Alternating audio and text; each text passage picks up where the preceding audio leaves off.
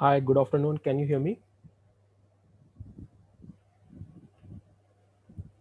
Yes, we can. Okay, thank you. Uh, I'm again going to wait for a little while. We are just seven participants right now, so perhaps a few more minutes and then we'll start.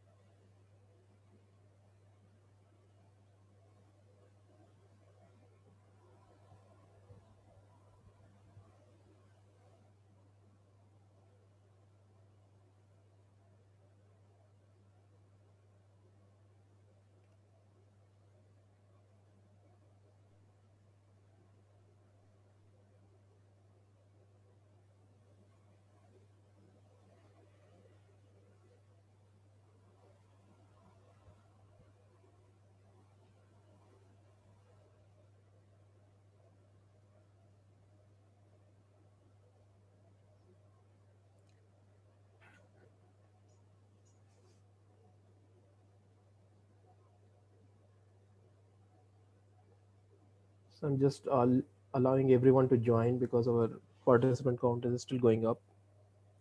So let's wait for another minute and then get started.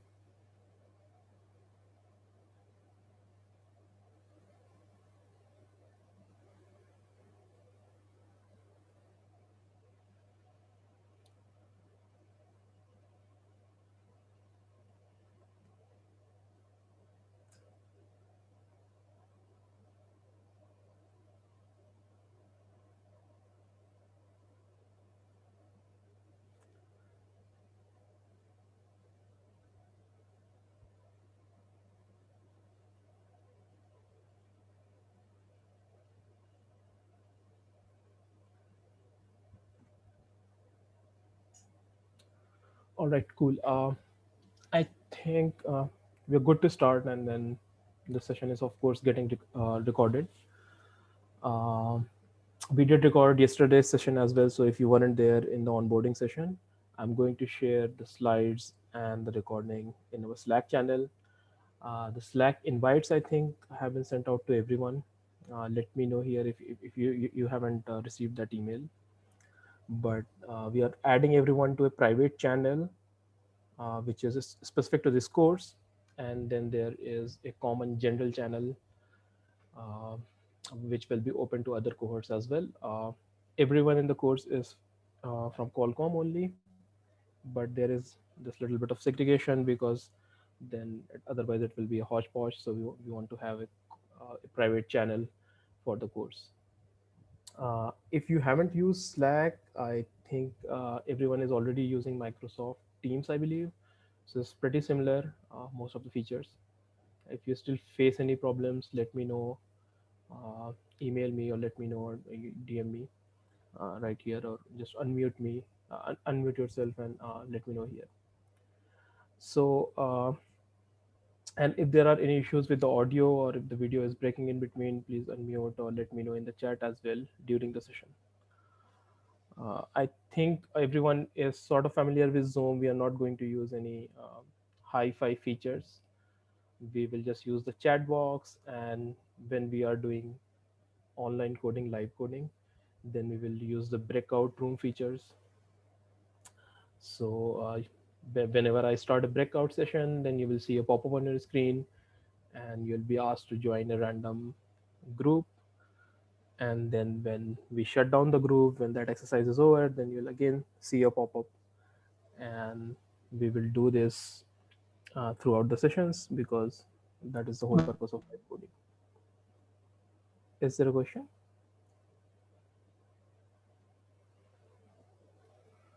Okay. Uh, so what is today's agenda?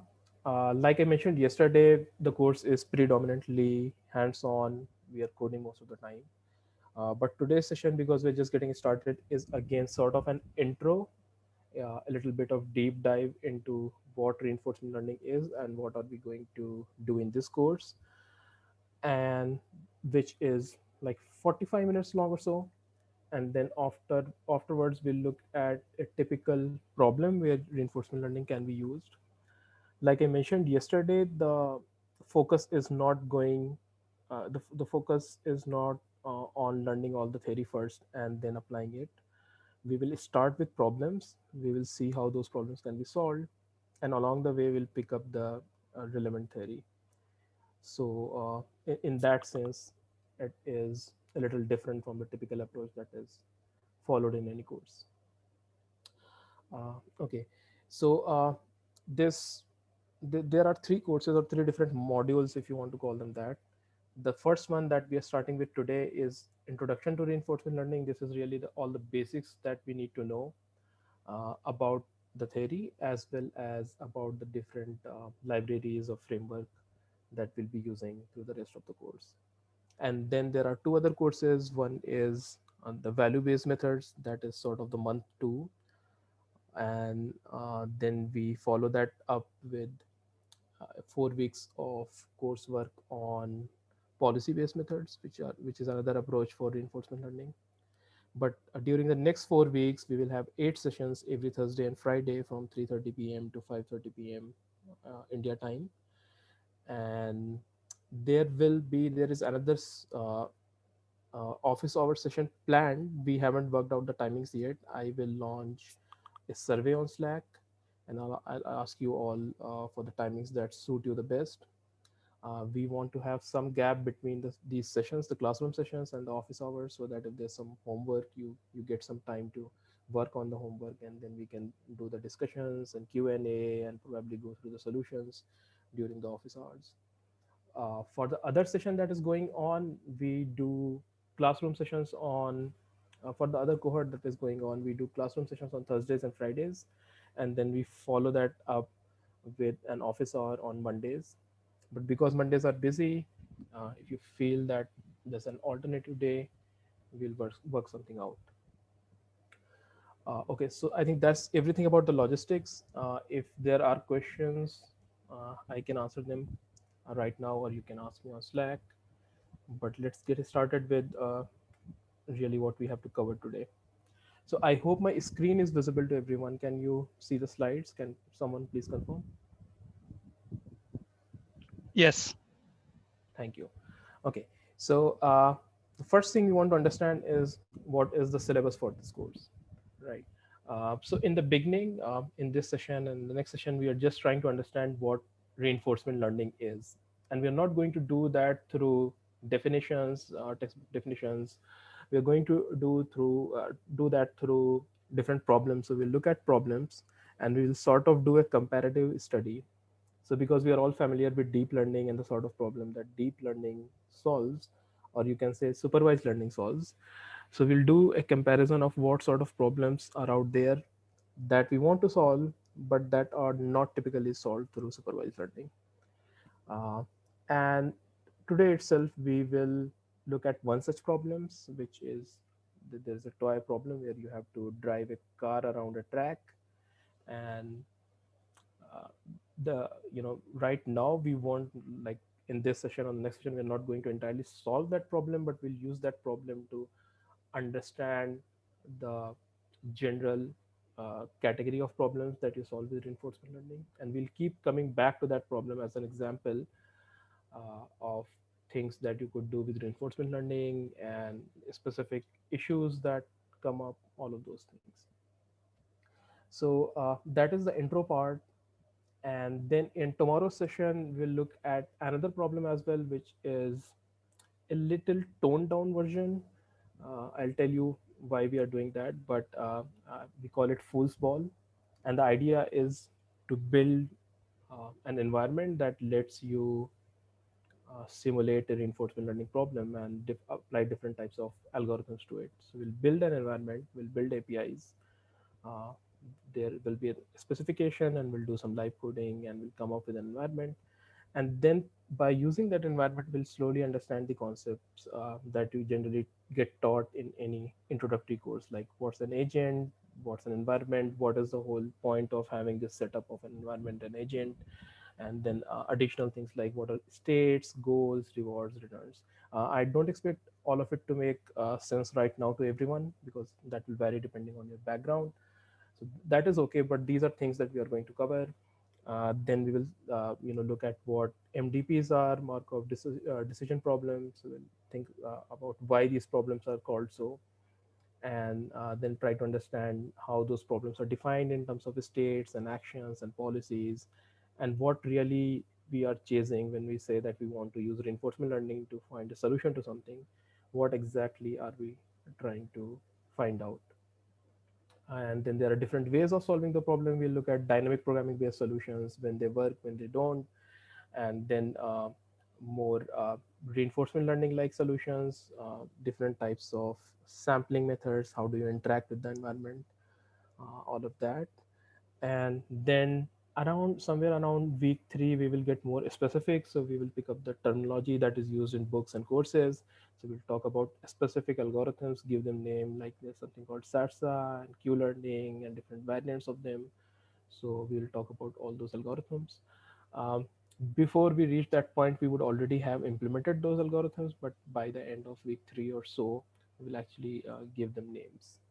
And sometime in week 3 we will pick up our project, which is the take home project that everyone is supposed to attempt and submit. It would be really easy considering what we have learned in the first 3 weeks. They should be really easy to attempt. And I also mentioned that if you think that it is just way too easy and it's not adding value to your portfolio, individuals will have the flexibility to pick up a different project, which is slightly more complex. So this is all in terms of the syllabus. Yep. Today's session is about a little bit of an introduction and what kind of problems we solve with RL. And I'm coming to that in a bit. So, what exactly is reinforcement learning? Not in terms of definition, but where does it come from? It's born out of AI research, which is we'll try to understand what exactly we mean by AI. But it's part of AI research, and what we mean by AI has been shifting over time. The meaning has been shifting over time. This came up in yesterday's introduction as well, that there were things like the ability to play a game, a complex game like chess. It was considered AI, in 50s and 70s and so on. But then over time, people figured out solutions based on search and other techniques, where you can play pretty well, you can beat a human opponent.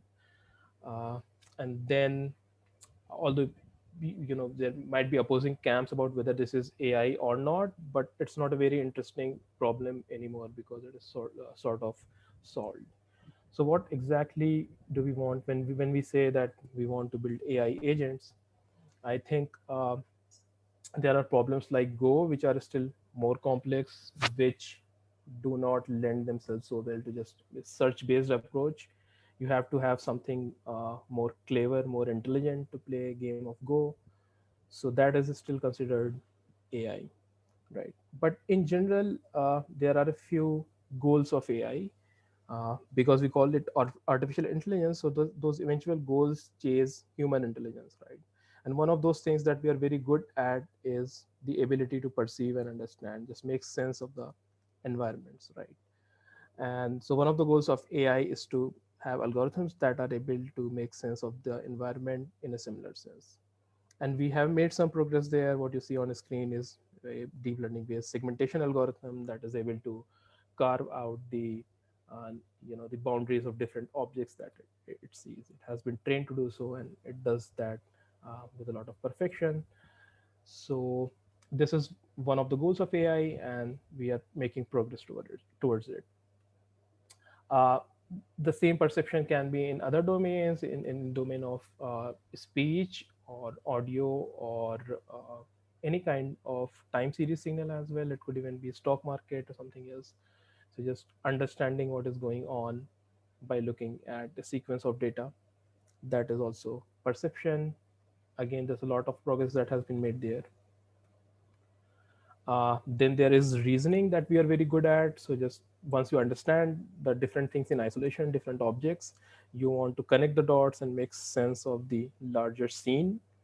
And reasoning is also that where some progress has been made. So there are algorithms that will try to look at an image and try to describe what is going on in that image. Uh, and this has been possible largely due to the progress in deep learning in the previous decade or so. But good progress has been made there, and it is still going on. But there are other aspects which again humans are very well at, and we will benefit a lot if we are able to come up with algorithms that could do something like this. So there are planning and control or decision making problems that humans are very good at. If you want me to move around something, grab something, uh, walk, you know, we are very good at these things. And if we can build machines or algorithms that can control those machines, and they can do as well as humans do, there is a lot of benefit.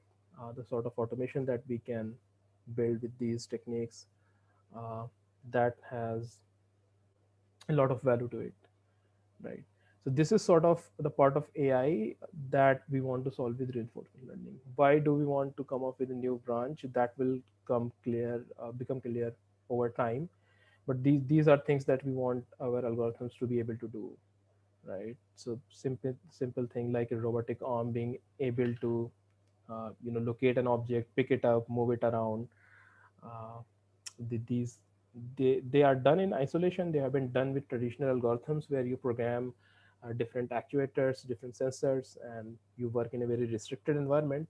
But if you want to build a robotic arm that is able to deal with different environments, at least less restricted environments, and that doesn't have to be explicitly programmed to do all of this, then you have to look for uh, you know some sort of an algorithm that is similar or parallel to the algorithms that we have figured out for supervised learning, for perception, and for reasoning, right? And then there are of course way more complex problems like being able to drive in an environment where there's a lot more uh, data to ingest.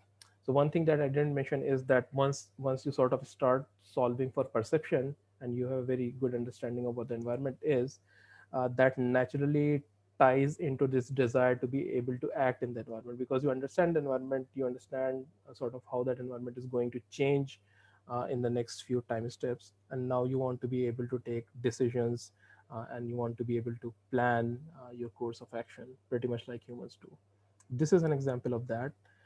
If a self-driving car using its sensors is able to make sense of the environment, we naturally want to program it so that it can then make decisions autonomously, and it doesn't have to rely on human input. And this is something that is the holy grail of AI, being building cars or vehicles that can drive themselves. But this is also a problem where you want to learn to be able to control things and plan things in future. Similar problem in another domain, if you're looking at time series data, for example, the stock market, there are tons and tons of data, and you want to be able to understand that data, look for patterns, which you can do with supervised learning or unsupervised learning. But then you also want to be able to act. uh, you understand the data, you want to be able to make decisions, which will let you make perhaps trade shares and make a profit from it. So you want some sort of decision making, and that decision making is only possible when you are able to plan sort of ahead. You are able to look at historical data, you are able to look at current data and then plan ahead and make those decisions. uh, so how have we learned to do so well on perception and understanding, scene understanding? So one thing we figured out is a class of algorithms which are the neural networks, and we figured out that we can build different types of networks, different topologies and different type of connections.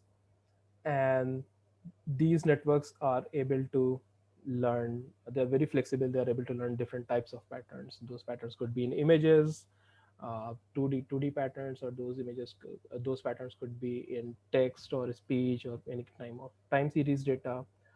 uh, Sorry. And people have generalized different types of architectures that can try to learn patterns in different types of arbitrary graph. For example, if you're looking at chemical molecules, so there are networks that will try to learn or try to synthesize patterns from those chemical molecules. uh, so that is the progress that has been made in terms of supervised learning, and that has led us into building algorithms which are very good at perception. So you can, for example, if you want to do object detection, you can train something on cars, and it will be very accurately be able to predict where cars are and draw those bounding boxes. What you do need is lots of data and the appropriate labels. So these, when you want the algorithm to learn, this is what you have to supply. This is sort of the cost of being able to build that algorithm. Another thing we have learned from experience is to start small. So in the beginning, if you don't understand how to solve a specific type of learning problem, so start small and then iterate, then tweak things, because uh, deep learning at least remains a black box. So there are lots of tweaks, lots of tricks which may not have very well defined theoretical underpinning. So you want to start with smaller examples, and then you want to work up from there and be able to solve more complex problems, right? So similar examples across different domains. So you want to start small, just recognizing digits, but then you can apply the same techniques, build larger variants of the same algorithm, more complex variants, and solve more complex issues. How well do these algorithms do? I think it's known to everyone. They are not there in terms of generalization, so they do fail. There are lots of examples out there. They can fail. They can confuse between dogs and muffins. They can confuse in all sorts of situations. They can even get confused if you flip a single pixel.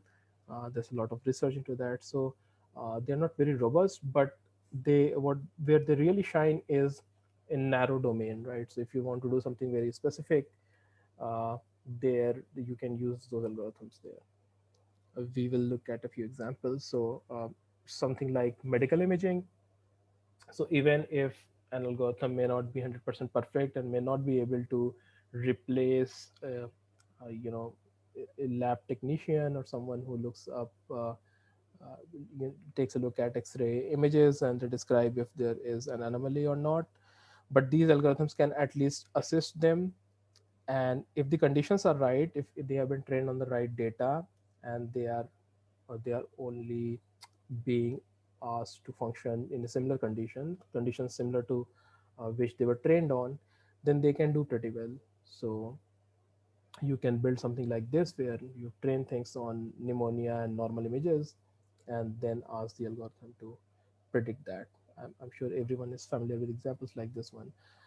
The constraint here is that the conditions have to be pretty similar. So don't assume that you will take a picture at any granularity, any sort of angle and rotation and everything and zoom, and it will work. If you have to do that, then you obviously need to train an algorithm to on that sort of a data where you have all the variations. So, in summary, we have been able to make a dent in supervised in problems that require perception and reasoning. That has been possible because of supervised learning, especially deep learning, and the benefit has come from data. These algorithms just need a lot of data. They are able to learn to map data to outputs. So that is how progress has been made. But the challenges are there. First of all, the labeling is data. It is task specific. So if you want to identify objects, then the labeling is in terms of which objects are present. If you want to identify bounding boxes, then someone has to draw rectangular bounding boxes. If you want to identify the exact outlines, then someone has to draw those exact outlines in the training data. So that is a big cost. And there are imperfections as well. Even if you train on lots of data, there will be instances which the algorithm is not able to generalize to. And of course, it's pretty easy to fool these algorithms if you build an adversarial example, right? But deep learning is already being used. Industries are using it. They're benefiting from it. If your problem is narrow enough, if you can control the conditions in the data, for example, if you want to sort something of different sizes, shape, and color, you can build something without having to hard code the solution. You can even take apply the same algorithms in more complex domains. In healthcare, you can look at, for example, heartbeat data, ECG data, and look for patterns, train algorithm to look for patterns. That is also possible, but again, the conditions have to be appropriately controlled. Don't expect it to uh, generalize very well outside of those conditions. There have been instances of failure as well. There was a recent case where Google deployed their algorithm, which was trained to detect retinopathy, uh, but the devices they deployed it on were camera, mobile phones basically. And then when people tried to use these algorithms, the conditions varied a lot because they weren't trained on how to properly take those images and lightning and everything. So the overall impact was that the algorithms didn't work as well as they had hoped them to be, because the conditions were very different. And we just saw an example where it's possible for an algorithm to confuse between two different things because perhaps it hasn't seen different variants of the two different things in the data set. And so the data set is not rich enough or the algorithm is not flexible enough, but for various reasons they can fail. So what is the point of discussing all this? The point is, how can we learn to make planning and decision making, right? So we have learned to perform perception and reasoning. Can we also do decision making and planning? And to do that, we want to look at what sort of problems uh, come under this category. When do we want to use control and planning, right? So one category is if you're building something for video games, so you want to build agents which are truly have interesting traits, which are able to take on the human player and really compete. uh, that traditionally has been done by hard coding some sort of intelligence, uh, where it tries to pretend the computer or the agent tries to pretend that that it's intelligent, but often it's very easy for a human being to beat them, and then the video game becomes boring. So if you could build agents that are truly interested that are truly intelligent, then perhaps these games will be a lot more interesting to play. And that is one area where people are toying with reinforcement learning. Another very interesting field is robotic manipulation. Like I said, it has been done for decades, where you can program things. You can build a robotic arm or a vehicle that can move around, that can sense, that can perform actions. But though it has to perform within a very restricted environment. The moment you change the environment even a little bit, things start to go haywire. And we want to build algorithms that are more flexible. So perhaps a robotic arm that can just look at a bin of things and pick up the right thing and place it in the right place, versus a robotic arm that has to depend on the thing being placed inside a square or at the appropriate place, and only then it will function. Autonomous vehicles and drones, there are already algorithms that do the planning and control for these vehicles, but again, they are you can only get a certain level of robustness when you hard code things, right? So if you are writing an algorithm that lets the vehicle drive, you can build some sort of a state transition system that looks at uh, what is the current situation, what is the current position of the vehicle and where it wants to be, and then plan ahead. It can look at the environment too. But because it is hard coded, there will always be some edge cases which uh, you uh, you you didn't figure out earlier, and then in those edge cases the algorithm doesn't perform as well. We want something which can just learn from experience. There is tons of data to collect and train on, so if it learns to drive, or if it learns to plan your trajectory, if a car is able to do that, that would be wonderful. In finance and trading, again, there is a huge amount of data. It's very difficult to find pattern. Traditionally, people who have been trained in statistics, or they're just good at finding patterns, they find some sort of a pattern which can even, you know, which can even extract even a small amount of profit, that give the algorithm a small edge over others. And then you combine multiple such patterns to build an algorithm that is able to make a profitable trade. But it would be great if you can just look at the uh, terabytes of data, or how many, how large that data is. Look at that data and figure out certain patterns which may not be visible to the human beings. But if you're able to figure that out and exploit that, uh, it is going to be just wonderful for that industry. Then in more specific applications, if you're doing something like chip design and you want to figure out how to position different chips, depending on not position different chips, but how do you position different parts of the chip on the wafer, and how do you want to connect them, keeping in mind the energy consumption, the dissipation, and other factors, whatever you want to minimize or maximize. You can do that. There are of course lots of automated tools and human ingenuity, but it would be nice to be able to find the best solution and automate this entire thing, where you just feed your requirements to an algorithm and it gives you the best layout, the best positioning. And then in general, any type of resource allocation planning that you want to do, uh, specific specific types of problems have been dealt with using specific algorithms. But if you want to build something which is just able to look at the problem, the data from the past, and perhaps train on it, and then come up with a solution on its own, that would be nice. So these are the broad categories. uh, why can't we use supervised learning for these problems? This is something that we don't want to answer right now. We will look at specific examples and then think for ourselves why, when that is possible, when that isn't possible, and why we want to, why sort of this field of reinforcement learning came up. Okay, so what we want to do today is have a closer look at one specific planning and control problem. We want to keep it simple, uh, because we want to get a really good understanding of what the problems look like.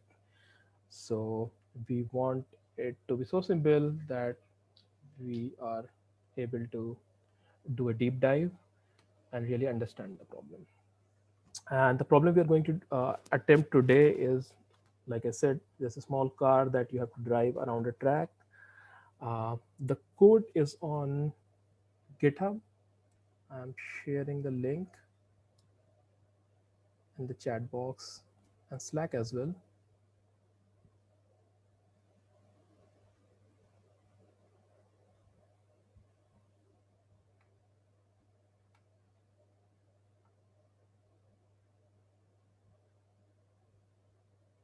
So there were some issues being reported about audio. Is it okay?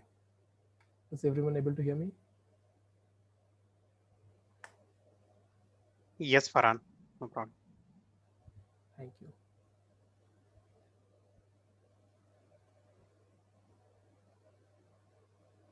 Okay, Mukesh, if you're having issues joining Slack, do you mean you're not able to reach the workspace, or do you run into an error? I'm not able to reach the workspace. Okay, It could doesn't you show me the workspace. one second? Could you DM me your email ID? Sure, I'll do that. Um, Hello, sorry, it's my first session today. So, how exactly we are supposed to access Slack? Yes. So what happened was that uh, so because so I shared a link which I think has been circulated to everyone. You should have received an email with that link. That is an invite to a specific channel in the Slack workspace. So once you click that link, I think it would ask you to sign up for Slack if you don't have an account, and then you should just be able to launch Slack. You can either launch the web client in your browser, or you can download Slack on your phone or your laptop, and then you should just be able to log into it and access the account. But because there are issues, so if you're facing any issues, then please DM me. If you haven't received the email, then I think I'll just remind Kedar once again, because I think the number of participants has changed. We had around 16 or so participants yesterday, but then there were additional uh, names that were added. So maybe a few of you haven't received that email. Yep. So this So question what about, was covered yesterday? so yesterday was just an onboarding session, which was just an overview of what the course is about and what the approach is, and basically the logistics. Okay. Yep. So one thing that we are going to do is we will try to work through all the examples and the projects online in Google Colab. I just shared a link with everyone, which is a GitHub link to the starter code for today's exercise. If you want to work offline on your laptop, that is also fine. But what we have seen in the previous cohort is it's much easier because there's no dependency installation. There are no issues about packages and stuff. You can just run it online. And I'm going to show you in a second how to sort of do that. Yep. So I'm getting all these DMs with the emails. I will send you the link to this email, right? So right after this session, I'll send you the link. Right now, we are in the middle of the session, but once the session ends, I'm gonna share that link. Hello, I found the Slack email and it says that. So, when I log in, it says accept an invitation, and I see many options. So, should I create a new workspace or should I join any of the invitations? You should just join the invitation, which should take you to a workspace. Let me quickly try to show what it looks like.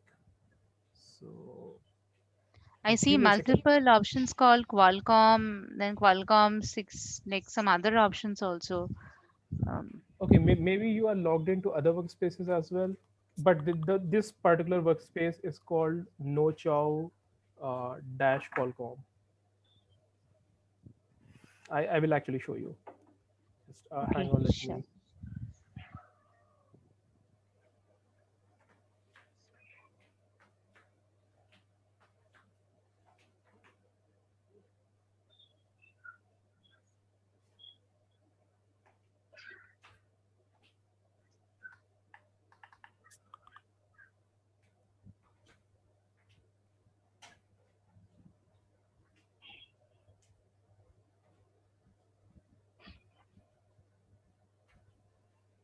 Okay, can you see my Slack screen?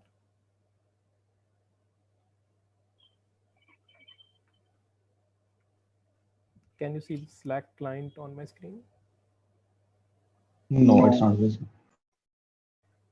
Okay. We can't see your screen right now.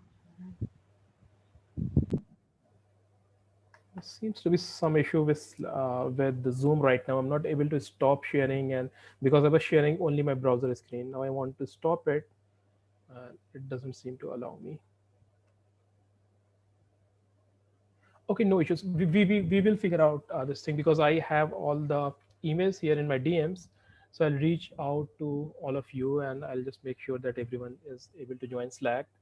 Right now, there's not a lot of information in those channels because this is basically the first real uh, session that we are having. But let's continue with the coding part, and then I'll onboard everyone on Workspace after the show. Is that okay? Right.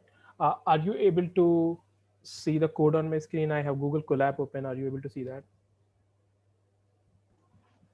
No, your screen is not shared. No, not yet.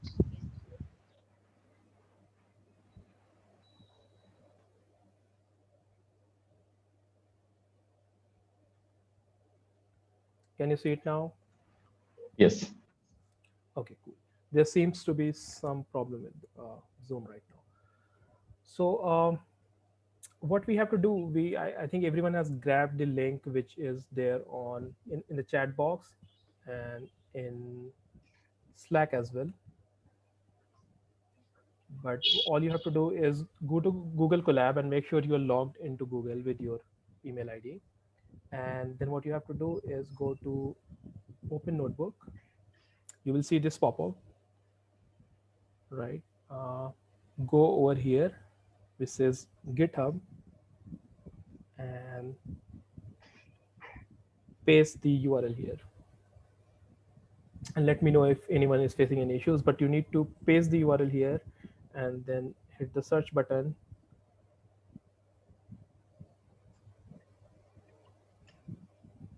Right. Now in my case, it just opened up, but what I wanted to show was when you do that, when you go to GitHub and paste the URL, you should see these options. So it will show you which repository this link is from, which should be this RL in action repository, and then the branch name should be master. And then down here, you should see a list of all the Jupyter notebooks that are present, and make sure you pick up this one. So we are in week 1 and this is session 1. So look at the URL which says w1s1 slash cartrack.ipynb.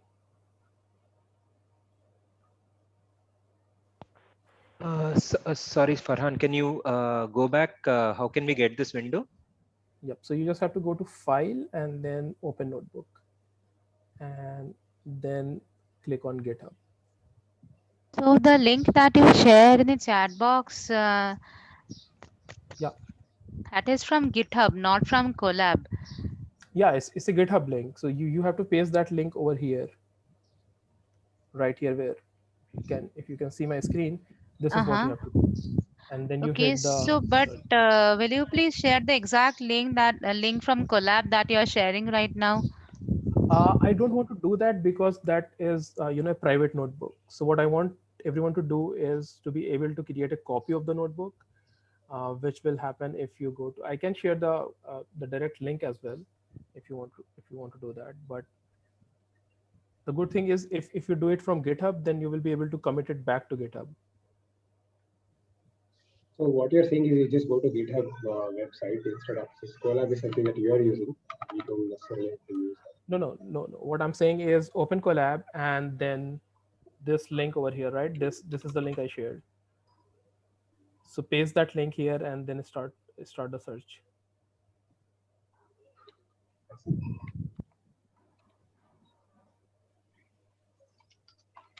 Yep, I'm pasting the link again.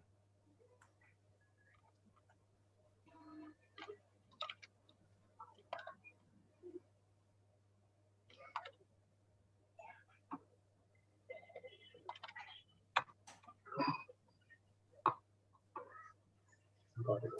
Is anyone still facing issues with this? So you just go to Colab and you have this window covered up, and then you go to the GitHub tab. Right. Right. Yeah, it's working for me. Cool. Thank you. So you will see a list and make sure you pick up the right one, which is w1s1 slash w1s1 slash car underscore track.ipynb. Because over time this repository has grown, so it has snapshots of different starter codes from different weeks, different sessions.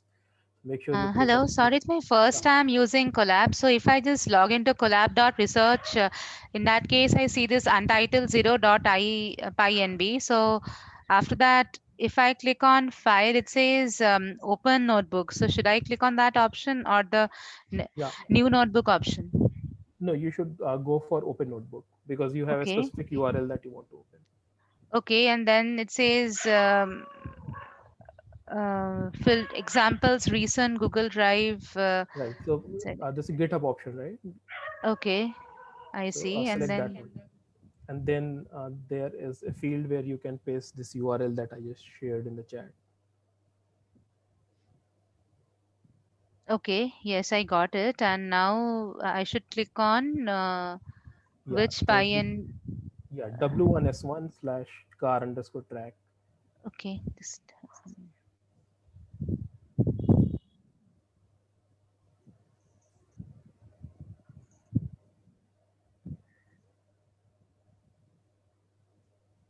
Thank you. Yes, I can see the Cool. code now. Thank you. And after that, what you really need to do is, I think, you can select save a copy in Drive, so that you have a copy, so that the changes you make to the code, they get saved.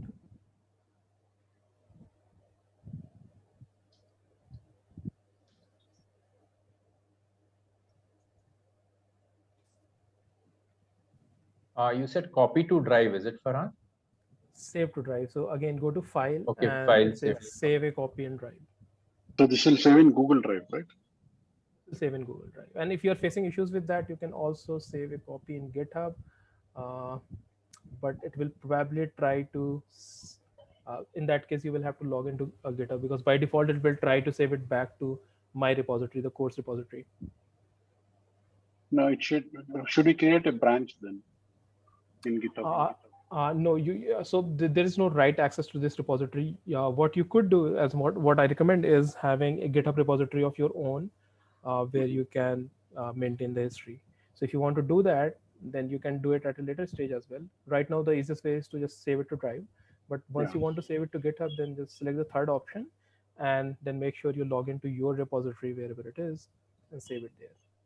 Oh. That is highly recommended, because then you have a running history of everything. Okay, so while people are setting up, if you have the code open, then just run the first cell. And if you're doing it for the first time, then use Shift plus Enter to execute the first cell, which is just a bunch of import statements. So do that. And if you see this warning that you see on my screen, which basically tells you that this notebook is not authored by Google, you can select Run Anyway. It's not going to access any data or anything. So select Run Anyway, and you might have to wait for a little bit. If you look here, it says connecting. So because the notebook was launched, but we weren't running the code, so there was no Python interpreter running. So it takes a little while for that Python interpreter to be up and running. And then you'll see this RAM and disk consumption over here and a green check mark. So make sure this is already in place.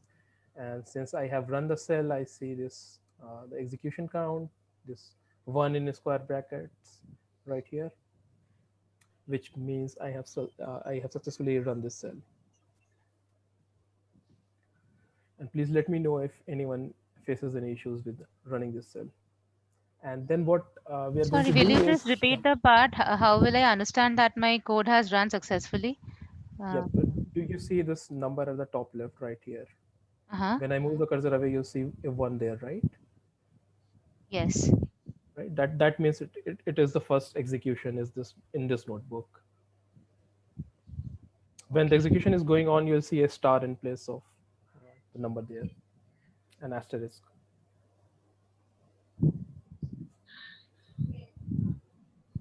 Right. So if you're already set up, then what we want to do is read through the code in the next cell. So because we want to understand what this problem is about, I want to give everyone some time, just read through the code, try to understand what we are trying to solve.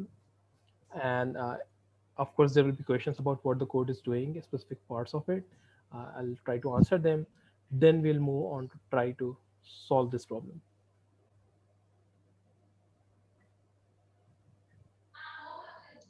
For me, I still see the arrow. I don't see the one in there. Do you see this status over here on the top right? Yes, yes, I do see it. It says RAM and disk checked. Right. I But think I it should take. s- Just select the next box. So it'll start showing. Yeah, just Sorry. click in the next box. Okay. Then Yes, you'll yes, see okay, yes, the yes. number. yes, yes. Right, If right, I click right. on the next box, in Yeah, that yeah. case, I see 2 there because I ran Right, it right. twice. Ran Yes. it twice. Yeah. So basically, when you are the focus do is it. there, it shows you the arrow to, because this is the run button.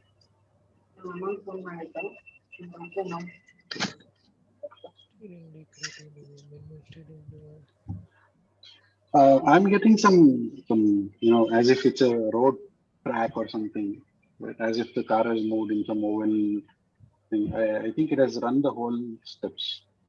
Okay. So if you have like run this cell and then these two cells, Yeah, I'm getting right? this figure. Right. You get this figure, which is So okay. where is the So actual code? I'm not able to see the code actually. yeah. So the rest. Do you see the rest of the code below that? No, I am not seeing any code. I just see this figure, and at the end of it, there's nothing. Is that the case with everyone? No, I'm able to see the code. I'm able to see everything. Yeah. Okay. So So how can I start from restart from beginning? you mean executing from the beginning or reload the Yeah, from notebook? reload it. I mean, reload is again open and start again, right? Yeah. Right. Same process that we followed. Okay.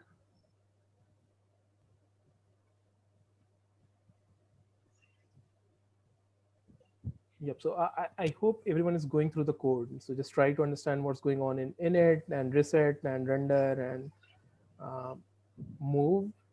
There are some helper methods. We'll talk about that as well. But try to go through this code. Also try to run these three cells: the definition of the class, and then where we are creating an object of that class, and then we are calling the render method. So run them. You should see this track, the red dot over here. You should be able to see this.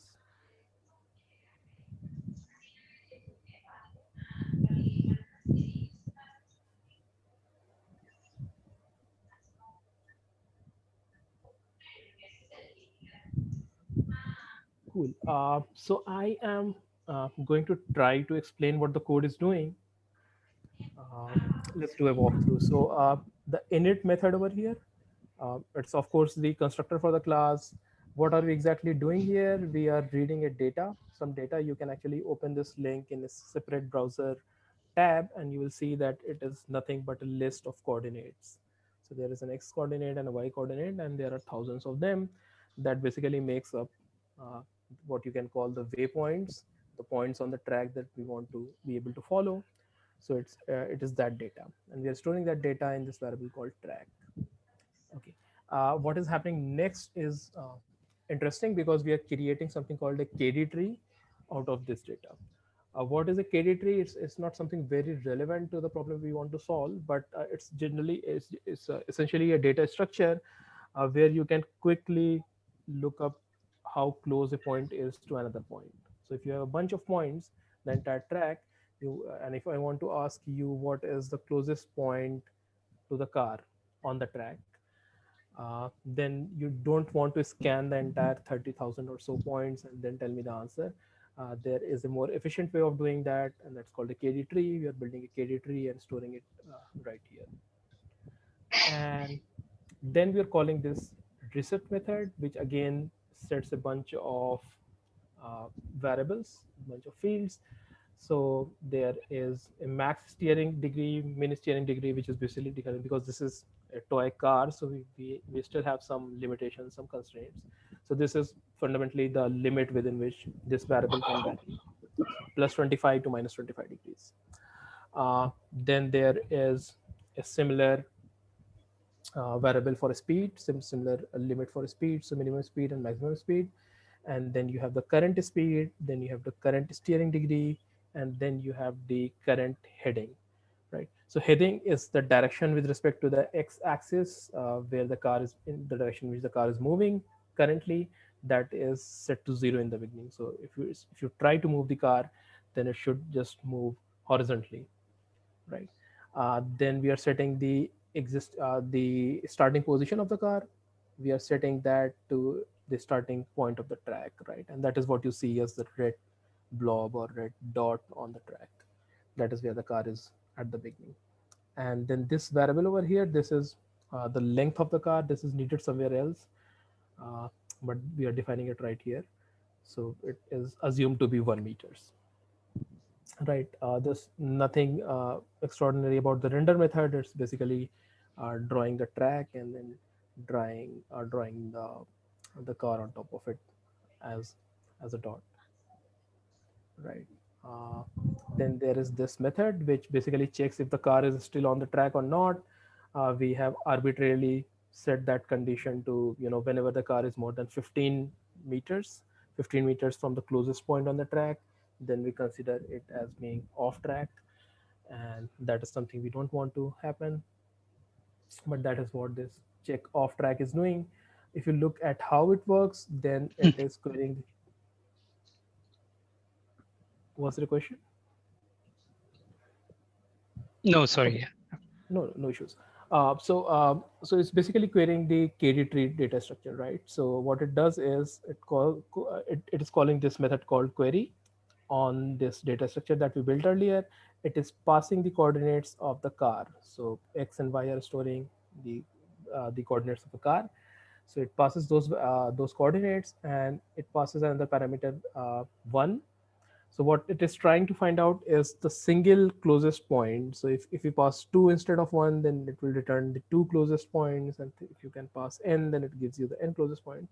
But in this case, we're just trying to find the closest points. And what you get from this method is the distance to that point and also the index of that point. The index of that point in the initial list from which we created the KD tree, right? So maybe that is the 1,000 point, or maybe that is the 5,000 point. So you get that index.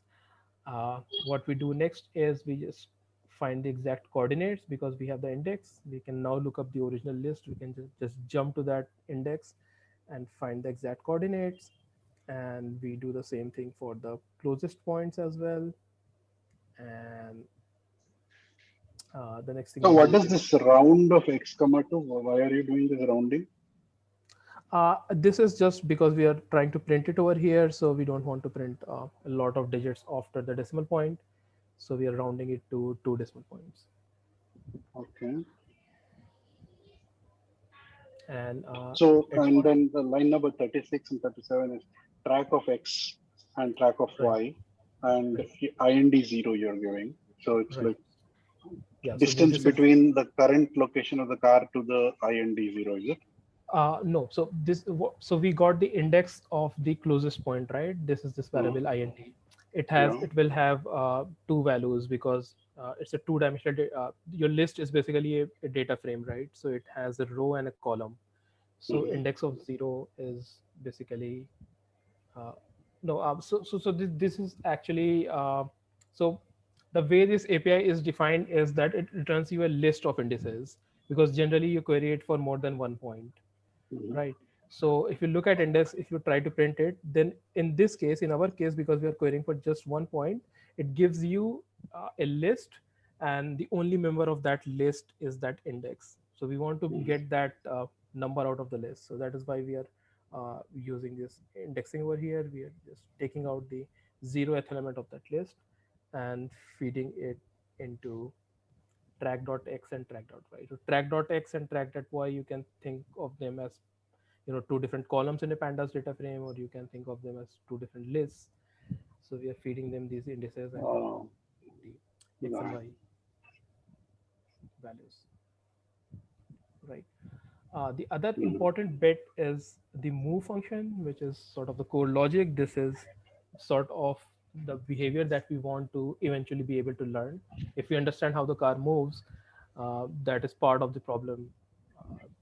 Part of the problem is solved, because that is how you try to because if you know how the car moves, then that is part of the problem of learning to drive, right? The other part is trying to understand the environment. So if you look at how move is working, then there is some conversion going on. So you get the heading angle and you get the steering angle, and then there are these two equations over here, line number 47 and 48, which are updating the position of the car, and they are using the current position, self.x and self.y, the current speed, and the current heading, right? Uh, and in a while I'll mention how exactly this is happening, like what is the theoretical basis behind this. But these are the equations. This is how you are updating the x and y positions. The third thing, in terms of what defines where the car is, its heading. And for heading, the formula is a bit different. So it's using the current heading, the speed, the length of the car, the steering angle, the length of the time duration, because we are simulating something, so it has to be done in fixed time steps, right? So I can say that, okay, drive the car for 0.1 second, or drive the car for 1 second, or 0.05 second, whatever it is. And the new position of the car will depend on how long that time step is. So that also makes it into this equation. And then we're just ensuring that the final result is within 0 and 2 pi, so to keep the calculation sane. And then we are just converting it back to degrees and storing it in the heading variable that we created earlier. So this move method is actually based on something called a bicycle model. So when you are trying to simulate the motion of a car, or any four-wheeled vehicle, then you can build an easier and less complex approximation, which is called a bicycle model, which just assumes that your car has only two wheels. And the bicycle model assumes that when you're turning the steering, so you're turning the front wheel by some degree, some angle, and then it works out the mathematics. I'll share the exact resources on how on the derivation, but this is essentially the bicycle model in action, and we are using that to approximate the updated position of the car. That is all that's inside move. And then set steering is a simple API. This is the API that, if you think of an intelligent agent, so the agent will interact with this car environment through this API. So this is one of the APIs. It just takes a steering angle in degrees, and then sets the internal variable, that value. And likewise, there is an API for setting the speed. If you remember, if you go back and look at the defaults, so the steering angle was set to 0, right? And the speed was also set to 0, right? The And speed can vary on the fly for every time step. it can vary, yes. You have to call this API before calling move. So you write a loop, and then you call set speed, you update to speed to whatever you like, and then you call this move method, and so you will have the car move at a different speed at every time step. Right. Other than that, there is just a helpful method over here that lets you find the nearest point on the track. This again uses the same logic that we were using earlier, when we are trying to find the nearest point over here, and we are trying to see if the car has gone off track. So the logic is similar. It is again looking up information in the KD tree. But yeah, this is meant to be used from outside the class, right? So if this makes sense, and let me know if there is any confusion or questions about it. But if this makes sense, then just go ahead and run the cell, and then run the next cell, which creates an object out of this class, and the next one, which just draws the initial position of the vehicle, right? And everyone should see an output like this, where you see the track and you see the car, which just looks like a dot, right? And what we really want to do is we want to be somehow able to drive along this track, not veer off. uh, right now we're just getting started, so the focus is not to apply reinforcement learning or anything. So whatever comes to mind, whatever algorithm we can come up with, but we want some sort of an algorithm solution to this problem, and we want to use this to understand why this is a planning and control problem, right? And you start doing that sort of in the next cell, right? So I hope everyone is able to see this part of the code as well, because I believe there was at least one issue. But you should be able to see this cell in your code as well. Let me know if it's missing, but you can see it on my screen. What we're doing is just resetting the position. Then we're setting the default speed to 20. We are setting the steering to 0.1, which is a very small value. And then we are just trying to move the car for 150 steps. And then there's a little bit of error handling over here. So if the car goes off track, so you don't see a nasty exception that is printed out gracefully. So that's all in the cell, but let's just try to run this cell and see how far you are able to go. I'm able to go 73 steps, and you can see that in this plot over here as well. So the larger green dot, that is the starting position. That is where the red dot of the car was initially. It has moved a little bit, and as you can see, because the steering was turned at a small angle, so it hasn't exactly gone in the x direction. It hasn't exactly moved in the horizontal direction. It has moved a little bit further up as well, but still only after 73 steps it has fallen off the track, right? And you can see the exact location where the car fell off the track. So on my side also, it is showing 73 steps and the same numbers as yours, the car in the Yeah, closest point. right. That is So expected it is because okay. yeah, it's expected because we have the same all the variables are same, the starting position and the velocity and everything. Feel free to change things around. You can try to change the speed a little bit, the steering angle a little bit, and try different things. That is the whole point of understanding what the how the environment behaves. uh, but really, the question that is in front of us is, how do we want to do it more methodically, right?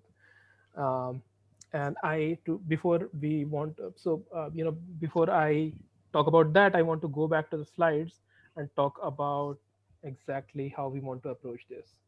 So I am switching over to the slides for the time being, but just make sure you're able to run this code and see this output, the car going off track after 73 steps. So we have done this step. We have everything loaded in Colab.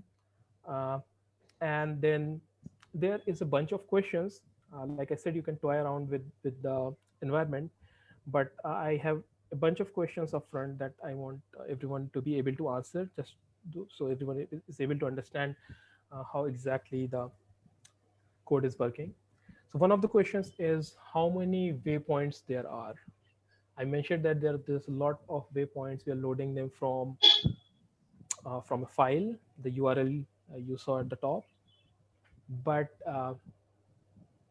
can you try to figure out exactly how many waypoints there are that make up the track?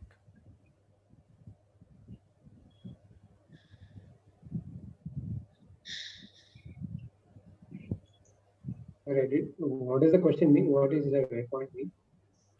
So waypoint is nothing but a coordinate. So when you want a car to be able to drive across the track, you sort of place imaginary markers on the track.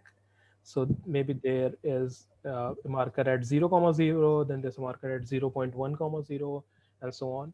So these are essentially coordinates. And I'm sorry I didn't explain So the it's the length of the file, the number of entries in the file. right, right. So how long is the file? How many rows are there in the file?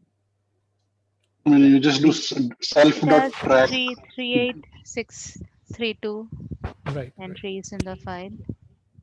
It should be straightforward because there are many ways of doing this, but because we have this variable, so we have car, and inside car we have track.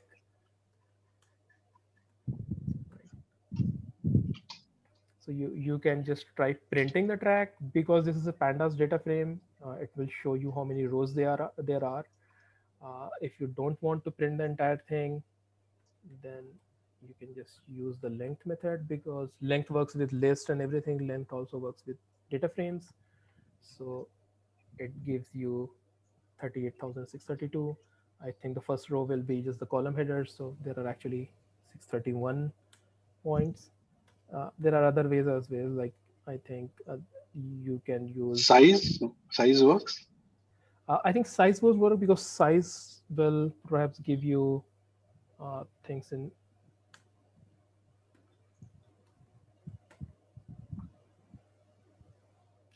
Yeah, I think this is just giving you perhaps the number of bytes that Oh, this object okay. is taking up. Size won't work, but you can look up uh, because it's a pandas Size data is frame. probably giving you, since each entry has X and Y, right? So it's giving you Right. twice of the number of Twice. Okay, so points. Yeah. it's giving you the total. So it's basically telling you how many entries there are.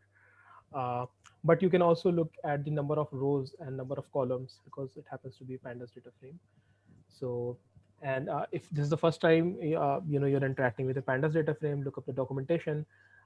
There is a field in every data frame that will let you look at the number of rows and columns. But so just to have a mental figure, it's around 30,000 points that you see here on the screen. Okay, what else? What else do we want to figure out?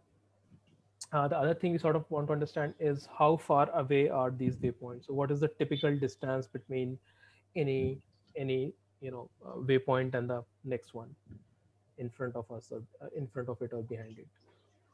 And you can just look at the data.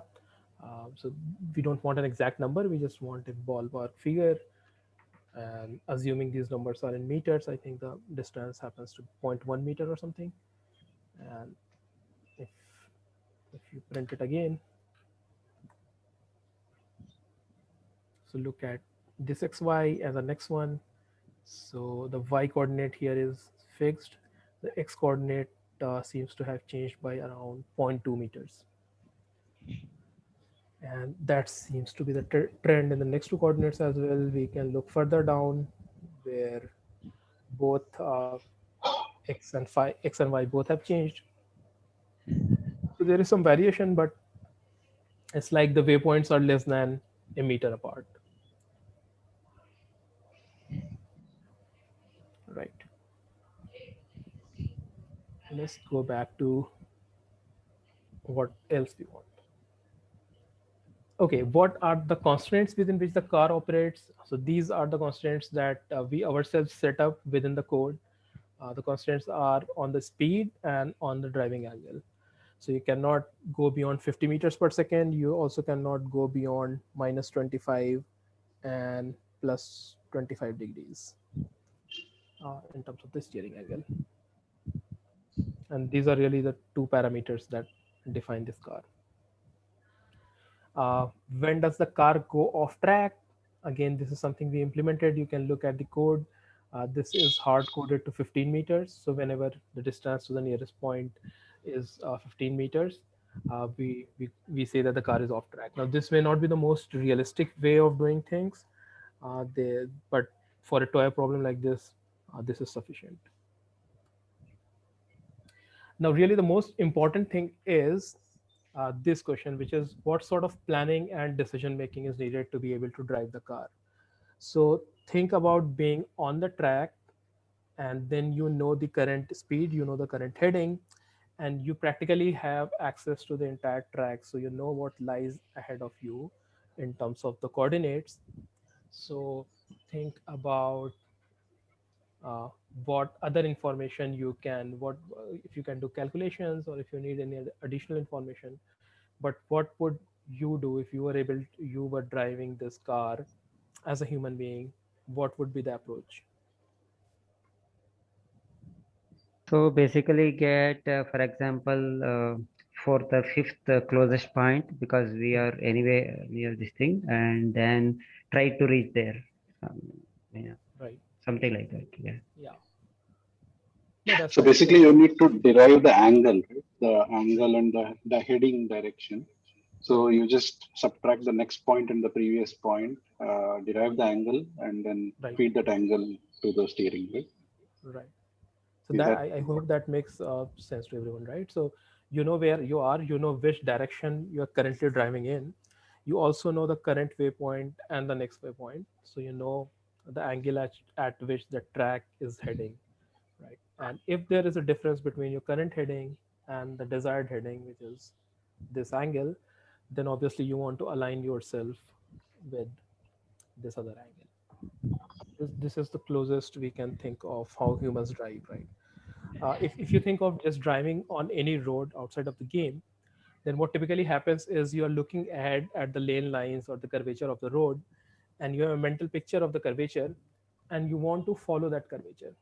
Okay, so if you see the road bending right or left, so you have this mental picture that, okay, I have to slightly adjust the steering, so I keep going left for a while, or I keep.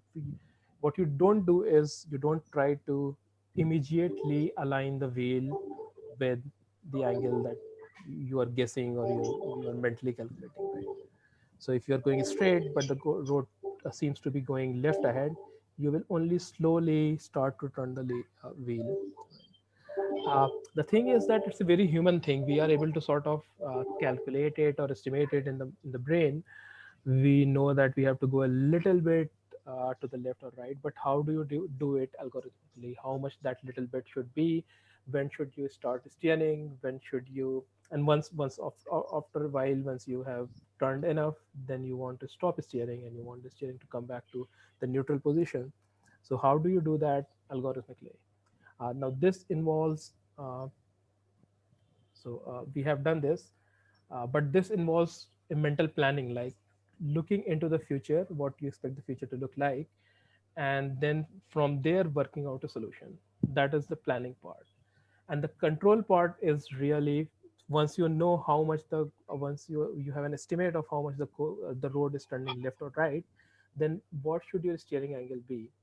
That is again something that happens in the brain, in our minds, uh, but it will take some effort to figure out how to do that algorithmically. Even So if I one give you, question, yeah, right? please. So what is the learning here, right? I mean, I heard that Yeah, it's a pure mathematical thing, right? So right. from So current location to next, yeah. no, that's absolutely right. So right now we are not even attempting to learn it. Right now Mhm, we are just exploring, any algorithmic solutions that we can come up with. So mhm. we have waypoints that sort of tells us the curve that we have to follow. How do we follow that curve, and how do we figure out that curve? So planning is just figuring out the curve, and control is following that curve. So Farhan, there should be a penalty also, right? If I'm not following that correctly, the next Right, instance I should have a more higher control asking me to move the other way. right, So right. that has to be come in, because I might not follow it the first step, and second step, the friction, whatever, the force to turn the other way should be higher. So that penalty should keep increasing if I'm not following it correctly. Correct, Something like correct. that. That is the closest we have come to a solution. So think of it, when you want to align with that curve, you need to define a penalty. You call it penalty, call it error, whatever you like, but you need a measure of that deviation, right? So there are different ways of doing that. I will discuss one thing that we can get started with, but let us just and the other thing we'll think about is if we can use supervised learning. So the first thing is just figuring out any algorithm at all that lets us drive. And even if you're not able to drive the entire course, that is okay, but can we go beyond the just the 73 steps that we are doing right now? So uh, that is sort of what we are going to attempt, uh, and then we'll think about whether we can learn it, and then if we can learn this behavior, then whether we can do that using a supervised approach, right? And what if we want to use the supervised approach, then what the data and the labels are going to look like, right? So we'll Just to add one more point, probably if the curve is too, big, then probably we have to realign, means change our speed also, right? Yeah. Yep, that is very important again. So in a simplistic solution, because it's a Troy problem, the first thing we can attempt is just the steering angle. Constant. Yeah. Yeah. Yeah, so we be a little less realistic and keep the speed constant, and see if we can maneuver the vehicle and keep it on track. Of course, that is not being realistic. You need to change speed, and that will give you better control on the car. But in the very first attempt, we will just try to find the right steering angle. Yeah. So in the track where we see 90-degree curvature, so there you may hit the problem with this. Right? Yeah, Yeah. even, Yeah. even with a less lesser curvature or lower curvature, Yeah. ideally you should have control on both parameters, because we know from our knowledge of physics and general life that speed does play a role. So Yeah. ideally, we should control both the parameters. But let us first just attempt to find uh, just the right steering angle and see how far we can go. Right. And how do we do that? So I sort of want to skip over this slide for now, the previous one.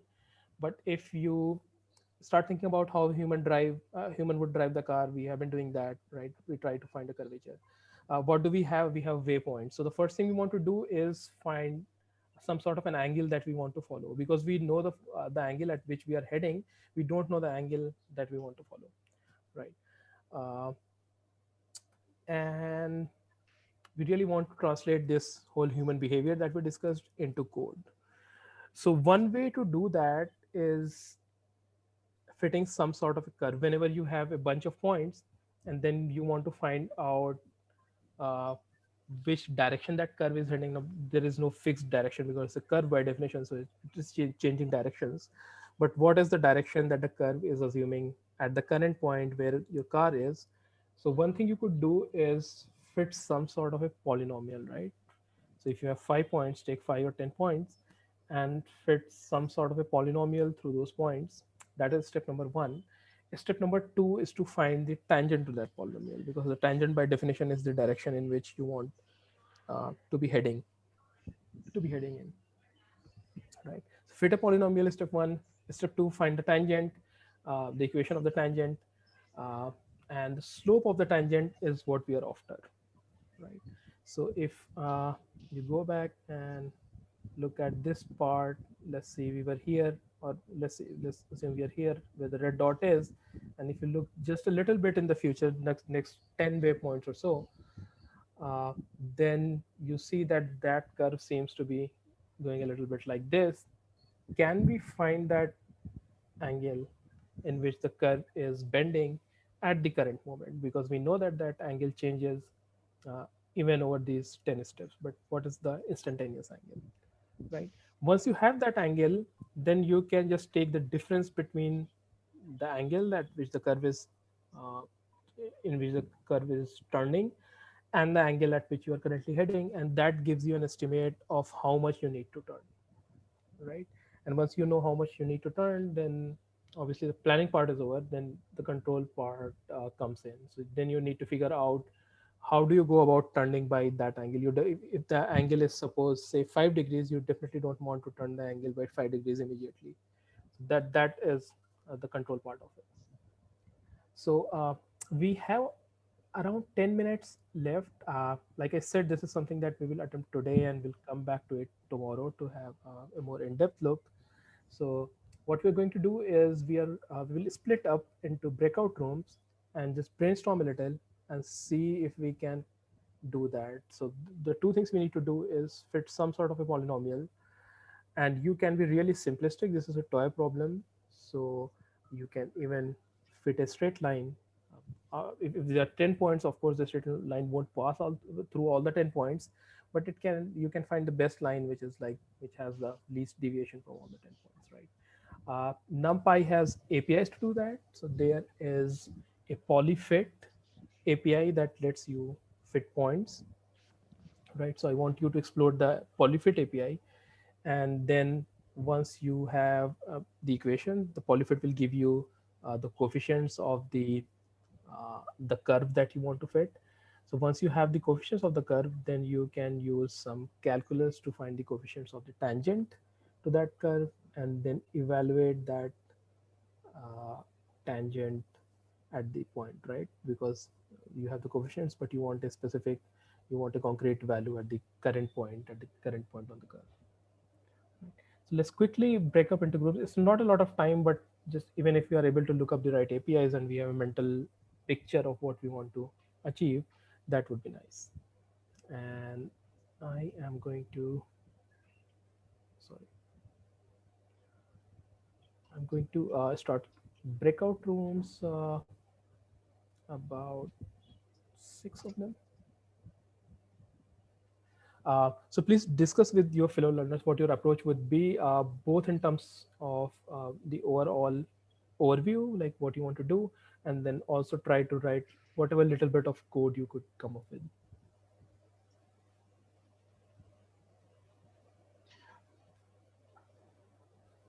So I just opened the breakout rooms. You'll all see a pop-up on your screen that is prompting you to join your breakout room.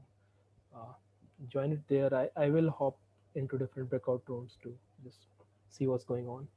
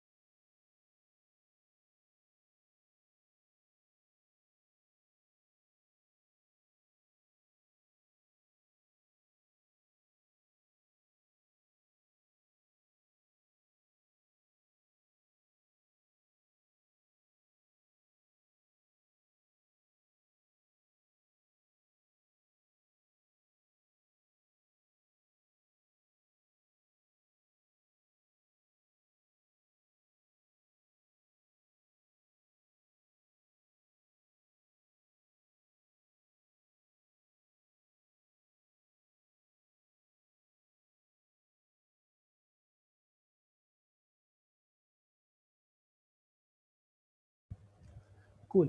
So we had some time to try out things. I don't I don't expect anyone to find a solution in such a short time of window. That is what we are going to do in sort of the first half of tomorrow's session.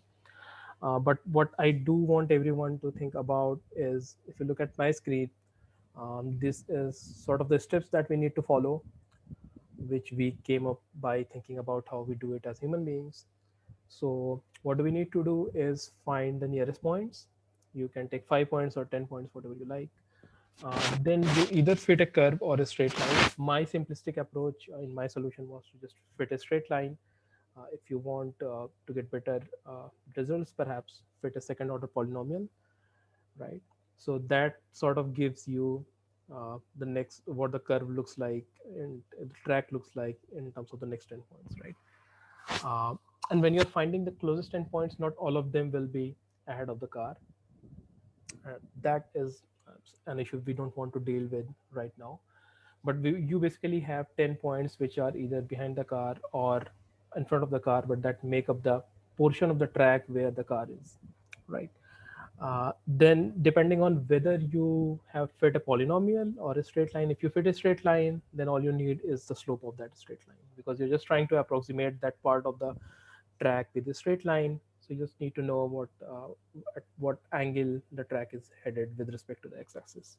If you fit a polynomial, then obviously you have to differentiate that polynomial. This is the only bit of calculus that we're using in this course. But if you have the coefficients of the polynomial, then you should be just manually able to figure out what the coefficients of the tangent to that polynomial will look like, right? So find those coefficients, and then using those coefficients find the slope of the tangent there, right? At the point where the car is, right? So you have a coefficient of the tangent, which means you have an equation of a line. Just feed that equation the current point of the car, right? The current position of the car, and get the actual slope at that point, right? Once you have that slope, you essentially have the current heading of the car. You also have the desired heading, we can, if we can call it that. Take the difference of these two headings, right? This is what is sort of small tiny homework for everyone. We will of course go over the solution if you're not able to figure out, if you're getting started with Python for the first time, or whatever the issue is, if it's not working for you, but just give it a shot. uh, when you're using the Python API, there are two things. One API, there's something called polyfit, right? This, you need to apply this API whenever you want to, you have a list of points and you want to fit a polynomial to it. So make sure you use np.polyfit, and then np dot, sorry,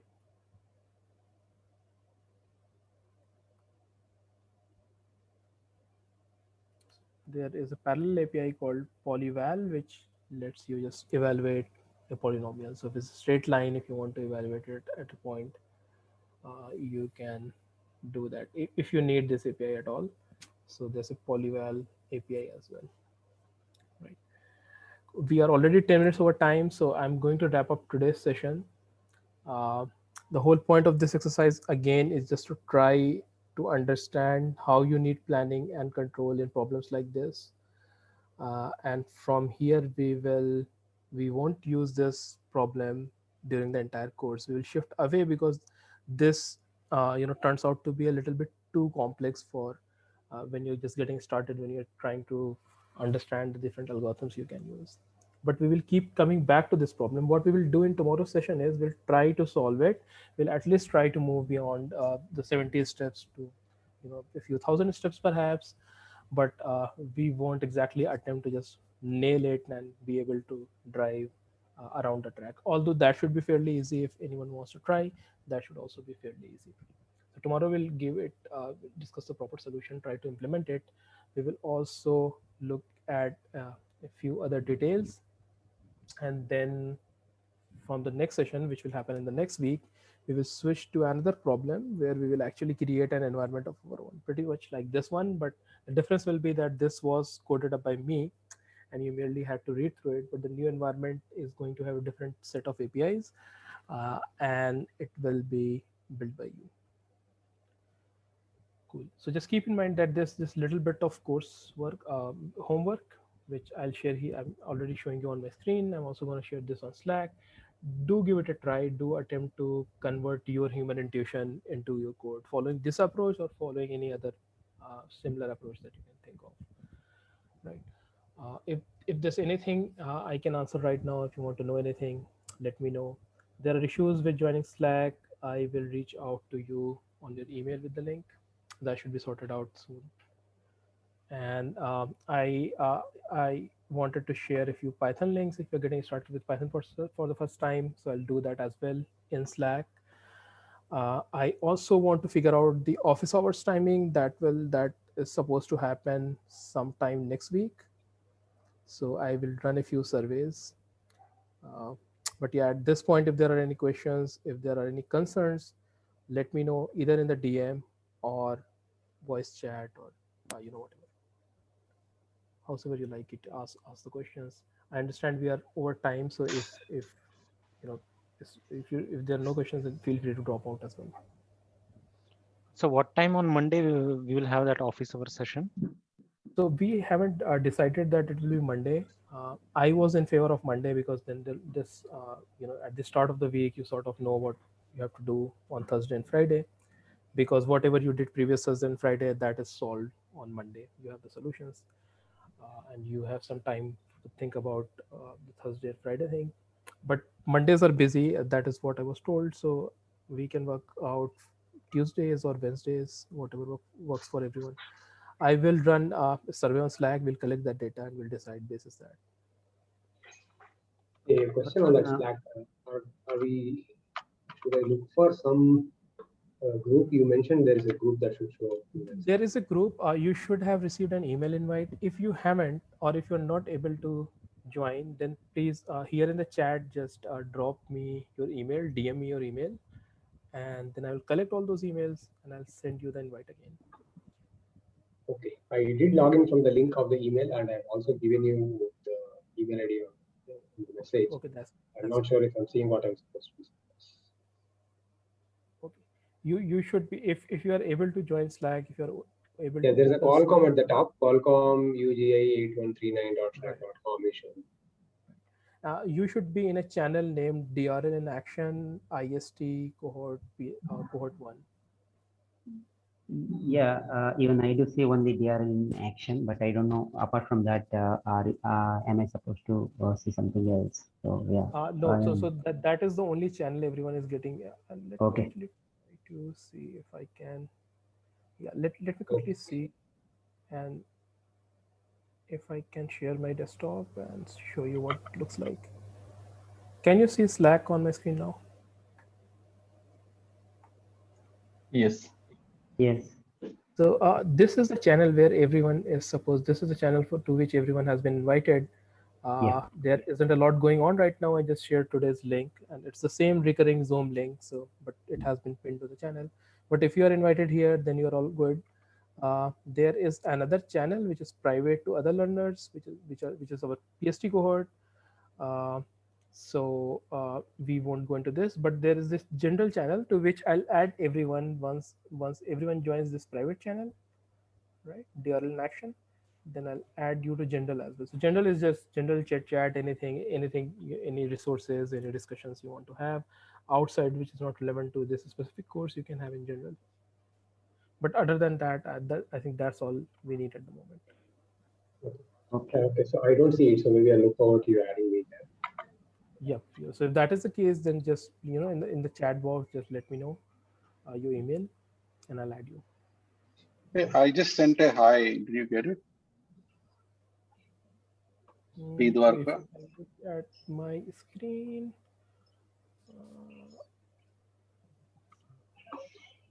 I think that is because I still have to approve a few.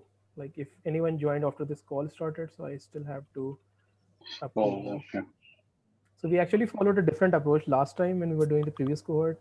We collected all the emails and we just sent out a bulk invite. There were some concerns about doing that, like collecting emails in bulk.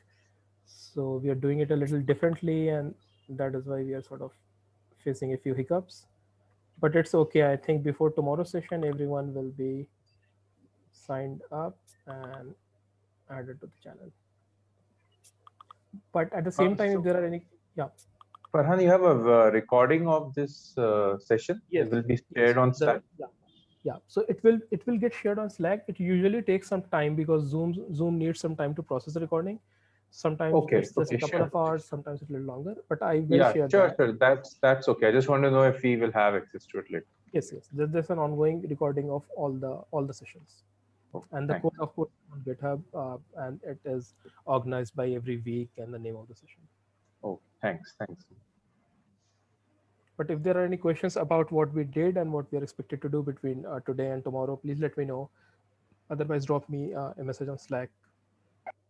How to commit our collab this notebook to the GitHub?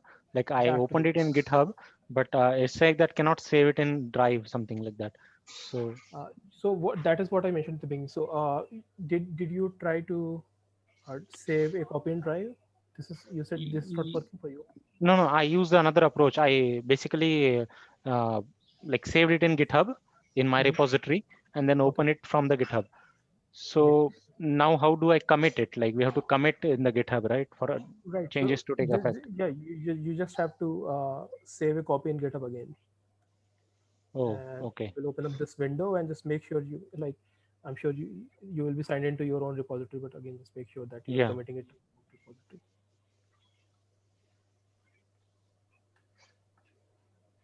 Hey, so I have one question about the problem that we are trying to solve. Yeah. And trying to map it to the context of the reinforced learning that we want to learn. Okay. So here the method that you have suggested to go about fitting a line and try to figure out a tangent, and then you try to predict what is the direction that you are supposed to take to be on the track. Right. Now that is actually aligned with the philosophy of reinforced learning, or is it something that we want to use to understand the nature of the problem? What is the intention? Yeah, so this is more about understanding the problem. The difference is that what we will do tomorrow is we will work out a solution based on our understanding of physics and vehicle dynamics and other stuff, and like how we drive as human beings. But what we eventually want to do is we want to learn all of that by just looking at someone drive, right? So what can we do that? If we can do that, what should be the approach? What is peculiar to this problem which you may not be able to capture with just a supervised learning? For example, if I do a few rounds around the track and I collect the steering angles and the positions of the car, uh, is that good enough? If I give you that bit of data, will you be able to learn from that data how to drive around the track again? What if the waypoints change a little bit? What if the velocity, the speed is different? Can we learn to do that? So that is the eventual problem we want to solve. But yet tomorrow we are only doing it using the traditional approach, which is coming up with an algorithm and hard coding that algorithm. Understood. Okay. Yeah. It's more like getting your hands dirty, getting into the problem to get the feel of it, and then when you want to make it learn, you will know. Yeah, because the reason is that this is slightly more complex, because if you look at the controls, the steering angle and speed, these are continuous variables. They can take on any value in the range we defined, which is slightly more complex than the problems that we want to solve at the outset, which will be problems where these are discrete things. So more like a video game where you can go up or down or left or right only. So we can either create another version of this problem, but what we are doing is we are actually coming up with another problem, which is, again, we are creating the problem, but which is discrete in its controls and actions. Thanks. Cool. So we are actually 20 minutes over time. I don't want to hold anyone back, so I'm going to wrap up this session. Thank you all so much again for joining today's session. Like I said, we'll continue from here tomorrow. Please make sure you're able to attend that session. In case you're not able, of course, recordings are there, but you have already like sampled this. It's mostly going to be hands-on, writing code in real time. So just make sure that you are able to attend as many sessions live as you can. And for the rest, the rest of the communication will now happen on Slack. Thank you, Farhan. Thank you so much. Bye.